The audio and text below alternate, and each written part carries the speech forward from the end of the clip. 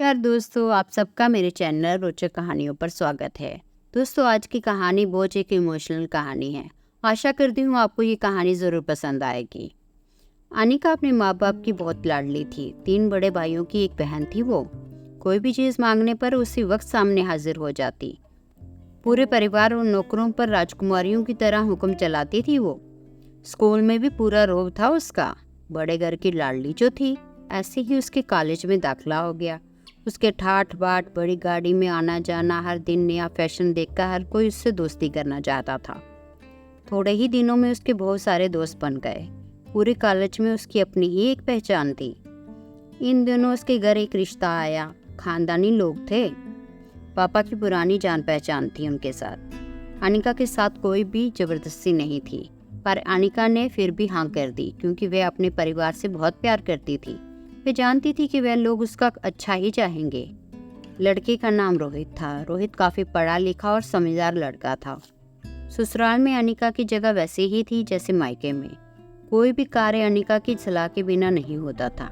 सबकी लाडली बहू बन गई थी वो। फिर उसके घर एक बेटा पैदा हुआ जिसका नाम गौतम रखा गया। गौतम अनिका की जान थी। पोता पाकर ससुराल वाले भी फूले नहीं समाते थे। अनिका कभी कभी सोचती कि कितनी किस्मत वाली हूँ मैं। उसका हर अपना उससे कितना प्यार करता है।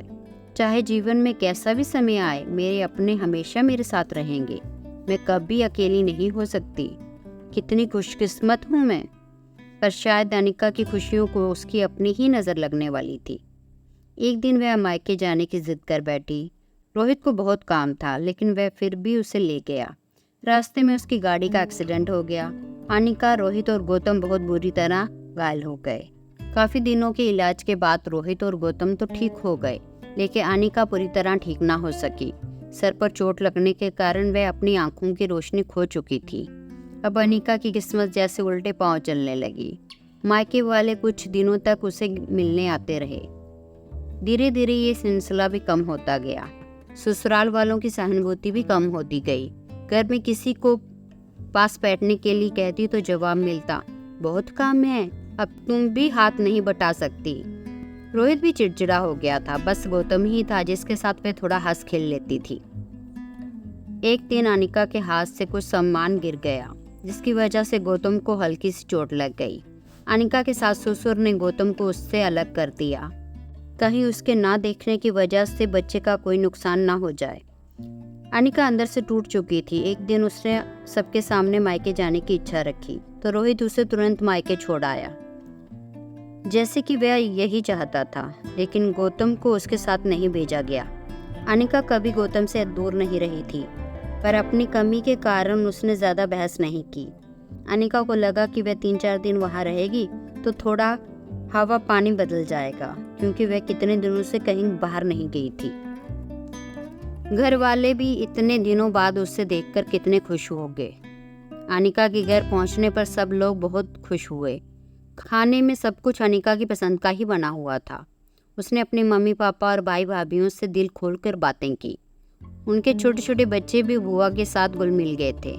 रात को सोने के वक्त जब वह कपड़े बदलने लगी तो उसे पता चला कि उसका बैग बहुत भारी है। वे सब समझ गई। वह बहुत उदास हो गई। कुछ दिनों तक तो सब ठीक रहा, फिर जैसे सब बदलने लगा, सबका व्यवहार बदल रहा था। सब लोग घुमा फिरा कर पूछने लगे कि रोहित कब आ रहा है तुझे लेने। वह बहाना बना देती, जबकि वह जानती थी कि उस घर में अब उसके लिए कोई जगह नहीं है। अनिका से चलते वक्त कुछ न कुछ नुकसान हो जाता। थोड़ी बहुत टोका टाकी उसे सुनाई देती, वह टाल देती। एक दिन उसके हाथ से लगकर एक कीमती फूलदान टूट गया। छोटी भाभी ने बहुत हंगामा मचाया। अनिका के माता पिता रोज रोज के झमेलों से तंग आ गए थे। उन्होंने रोहित को खुद से फोन कर दिया। रोहित अनिका को अपने घर ले गया। अनिका को अपने परिवार वालों से ये उम्मीद ना थी। जिस अनिका के कहे बिना उस घर में एक पत्ता ना हिलता था, उस घर के लिए वे अब बोझ बन चुकी थी। रोहित के साथ ससुराल आते वक्त वह बहुत खुश थी, क्योंकि वह अपने बेटे से मिलने वाली थी। अपने जिगर के टुकड़े गौतम के पास जा रही थी, परंतु ये खुशी भी कुछ पल की ही थी। सारा बंदोबस्त पहले ही किया हुआ था। अनिका को सीधे ऊपर वाले कमरे में पहुंचा दिया गया। गौतम से दूर रहने की सख्त चेतावनी दी गई। एक कामवाली को उसकी जिम्मेदारी सौंपी गई, जो उसके खाने पहनने जैसी ज़रूरतों का ध्यान रखती थी। अनिका ज़्यादातर चुप ही रहती थी। कभी कभार कामवाली कविता से बातें कर लिया करती थी। उसके ज़रिए गौतम का पता चल जाता कि लाडली बेटी और बहू सबके लिए लाडली से बोझ बन चुकी थी। दोस्तों, आपको मेरी कहानी कैसी लगी?